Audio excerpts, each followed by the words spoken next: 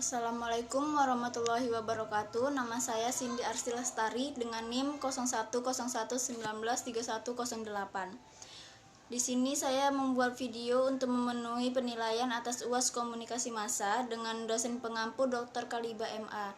Di sini saya akan membahas mengenai analisis media. Yang pertama itu analisis framing dan yang berikutnya itu analisis isi. Analisis framing adalah salah satu metode analisis media secara sederhana. Framing adalah pembingkaian suatu peristiwa, atau dengan kata lain framing digunakan untuk mengetahui bagaimana perspektif atau cara pandang yang digunakan wartawan atau media massa ketika menyelesaikan isu atau menulis berita. Framing merupakan metode penyajian realitas di mana kebenaran tentang suatu kejadian tidak diingkari secara total, melainkan dibelokkan secara halus dengan memberikan penonjolan pada aspek tertentu. Penonjolan aspek-aspek tertentu dari isu berkaitan dengan penulisan fakta. Ketika aspek tertentu dari suatu peristiwa dipilih, bagaimana aspek tersebut ditulis. Hal ini sangat berkaitan dengan pemakaian diksi, kalimat, gambar, dan citra tertentu untuk ditampilkan kepada khalayak. Analisis framing digunakan untuk mengkaji pembingkaian realitas, peristiwa, individu, kelompok, dan lainnya yang dilakukan oleh media massa. Pembingkaian tersebut merupakan proses konstruksi yang berisi realitas dimaknai dengan direkonstruksi dengan makna tertentu. Akibatnya hanya bagian tertentu saja yang lebih bermakna, lebih diperhatikan, dianggap penting, dan lebih mengena dalam pikiran khalayak. Dalam praktiknya, analisis framing banyak digunakan untuk melihat frame surat kabar, sehingga dapat dilihat bahwa masing-masing surat kabar sebenarnya memiliki kebijakan politis tersendiri. Analisis framing sebagai suatu metode analisis teks banyak mendapat pengaruh dari teori sosiologi dan psikologi. Dari sosiologi terutama sumbangan pikiran Peter L. Berger dan Elvin Goffman, sedangkan teori psikologi terutama berhubungan dengan skema dan kognisi. Analisis framing termasuk ke dalam paradigma konstruksionis. Paradigma ini mempunyai posisi dan pandangan terhadap media dan teks berita yang dihasilkannya.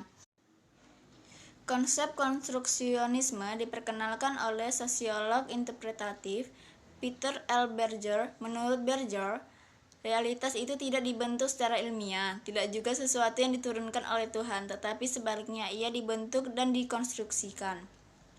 Yang berikutnya itu analisis isi. Analisis isi adalah teknik penelitian untuk membuat interpretasi yang dapat ditiru dan sahih data dengan memperhatikan konteksnya. Analisis isi berhubungan dengan komunikasi atau isi komunikasi. Logika dasar dalam komunikasi bahwa setiap komunikasi selalu berisi pesan dalam sinyal komunikasinya itu, baik berupa verbal maupun non-verbal. Sejauh ini, makna komunikasi menjadi amat dominan dalam setiap peristiwa komunikasi. Bellerson mendefinisikan analisis isi dengan sebagai teknik penelitian yang objektif, sistematis, dan deskripsi kuantitatif dari apa yang tampak dalam komunikasi.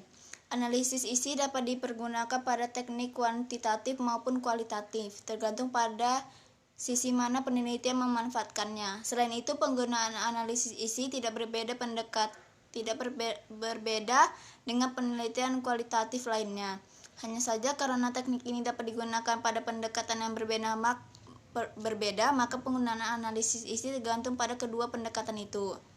Penggunaan analisis isi untuk penelitian kualitatif tidak jauh berbeda dengan pendekatan lainnya.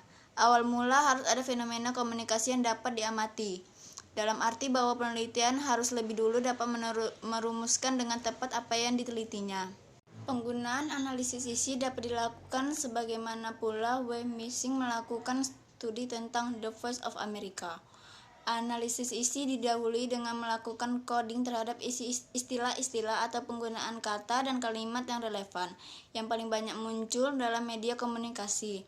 Dalam hal pemberian coding, perlu juga dicatat konteks mana istilah itu muncul, kemudian dilakukan klasifikasi terhadap coding yang telah dilakukan. Klasifikasi dilakukan dengan melihat sejauh mana satuan makna berhubungan dengan tujuan penelitian. Klasifikasi ini dimaksudkan untuk membangun kategori dari setiap klasifikasi.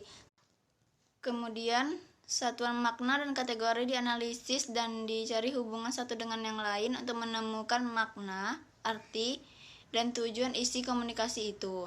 Hasil analisis ini kemudian dideskripsikan dalam bentuk draft laporan penelitian sebagaimana umumnya laporan penelitian. Analisis isi sering digunakan dalam analisis verifikasi. Cara kerja atau logika analisis data ini sesungguhnya sama dengan kebanyakan analisis data kuantitatif. Peneliti memulai analisisnya dengan menggunakan lambang-lambang tertentu, mengklasifikasikan data tersebut dengan kriteria-kriteria tertentu, serta melakukan prediksi dengan teknik analisis yang tertentu pula. Secara lebih jelas, alur analisis dengan menggunakan teknik konteks analisis. Sekian dari pemaparan saya.